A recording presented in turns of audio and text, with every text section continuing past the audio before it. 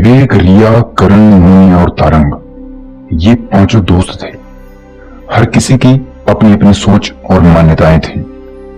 वे शहर की भागदौड़ से दूर एक ऐसे गांव की ओर बढ़ रहे थे जहां एक पुरानी हवेली थी, जिसको लेकर लोक कथाओं में अपार रहस्य और डरावनी कहानियां गूंजती थी।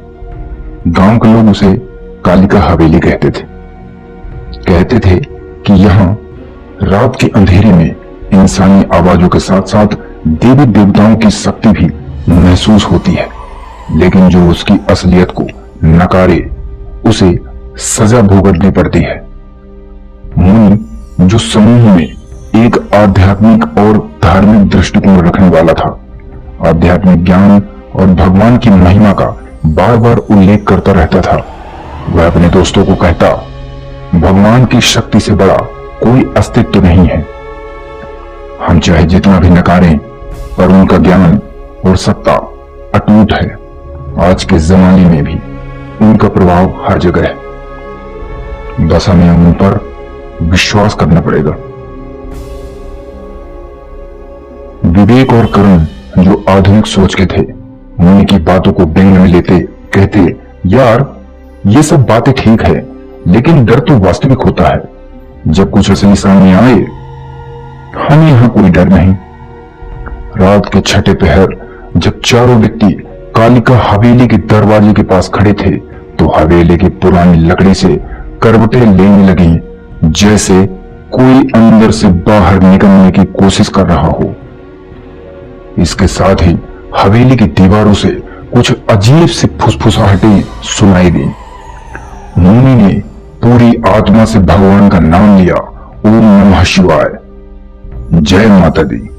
उसकी आवाज ऐसी लग रही थी मानो अंधेरी हवा में रोशनी फैलाने को तत्पर हो। दोस्तों, यहां जो कुछ भी होगा, हम भगवान की शक्ति से सुरक्षित हैं, डरना नहीं। मुनि ने बड़ी साहस बढ़ाने की कोशिश की, लेकिन जैसे ही वे कदम अंदर बढ़ाने लगे, हवेली में एक गहरी रुक रुक कर आने वाली हंसी गूंजने लगी। वह हंसी इतनी कट्टर और डरावनी थी कि चारों के रोंगटे खड़े हो गए। तारंग ने कहा, यह हंसी तो भूतों जैसी लग रही है। नहीं,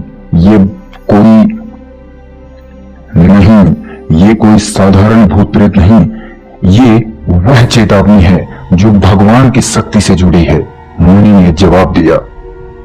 हवेली के अंदर काम बढ़ाते हुए उनका सामना एक धुंधली परछाई से हुआ।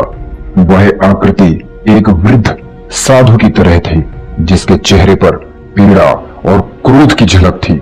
साधु ने कहा, तुम लोग ईश्वर की शक्ति को देखकर भी उसे नकारते हो, यह अंधकार तुम्हें निगल जाएगा।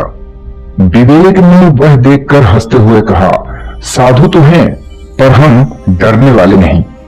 अचानक हवेली की दीवारें जोर जोर से कपकपाने लगी। फर्श के नीचे से भारी आवाजें आने लगी, जैसे कोई प्रेत जाग उठा हो। चारों अपने अपने स्थान पर जम गए। साधु की परछाई ने उपदेश दिया, भगवान ही एकमात्र शक्ति है, उसे पहचानो, समझो और उसके नाम का स्मरण करो। विपरीत बुद्धि से कोई लाभ नहीं। शहर के जमाने के तीनों युवा उस सलाह को अनसुना कर गए, पर मुनि और तारंग ने अपने मन को भगवान की भक्ति में रमाने का निर्णय लिया। उन्होंने जोर जोर से भगवान के नाम और मंत्रों का उच्चारण किया। आसपास का वातावरण धीरे धीरे बदलने लगा। अंधेरा फीका पड़ने लगा। आकाश से जैसे उजाले की किरण नजर आने लगी। हवेली की फुसफुसाहटें भगवान की स्तुति और मंत्रों में बदल गई। लेकिन सचमुच का क्लाइमेक्स तब आया जब हवेली की दीवारों से 5 अलग अलग चेहरों के भेष में कुछ अज्ञात शक्तियों ने समूह के लोगों को घेर लिया। ये चेहरे उनके भूतपूर्व लोगों के जैसे लग रहे थे और सभी के मुंह से धरती हिला देने वाली चीखें निकल रही थी। तभी मुनि ने जोश के साथ सभी को भगवान के नाम स्मरण करने के लिए कहा। यह स्थिति हमें सिखाती है कि स्वतंत्रता और सुरक्षा दोनों भगवान की भक्ति में निहित हैं। तभी हवेली के अंदर एक विस्फोट हुआ, जैसा कि विश्व का केंद्र कहीं टूट रहा हो। परंतु एक प्रकाश ने उस विस्फोट को पूरी तरह ध्वस्त कर दिया। इन पांचों के बीच बने अदृश्य बंधनों का अंत हो गया। कहानी यहाँ खत्म नहीं होती। हवेली के दरवाजे भी उस विस्फोट के साथ बंद हो गए। अंदर जो हुआ वह कोई जान ना पाया। एकमात्र जो बाहर निकला वह था मुनि, जो भगवान की शक्ति और भक्ति में पूरा डूब चुका था। गांव वालों की माने तो पुराने साधु की आत्मा आज भी उस हवेली के भीतर है, जो उस व्यक्ति को चेतावनी देता है जो ईश्वर की शक्ति और भक्ति को स्वीकार नहीं करता है। यह कहानी न केवल प्रत्येक व्यक्ति के हृदय में डर और सम्मान पैदा करती है, बल्कि भगवान की शक्ति और भक्ति पर दृढ़ विश्वास का भी संदेश देती है।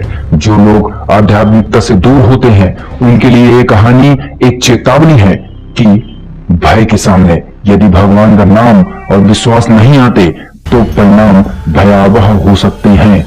और जो भगवान के प्रति अपने मन में श्रद्धा और भक्ति रखते हैं, वो इस दुनिया के अंधकार से बचते हैं और शाश्वत प्रकाश में गोते लगाते हैं।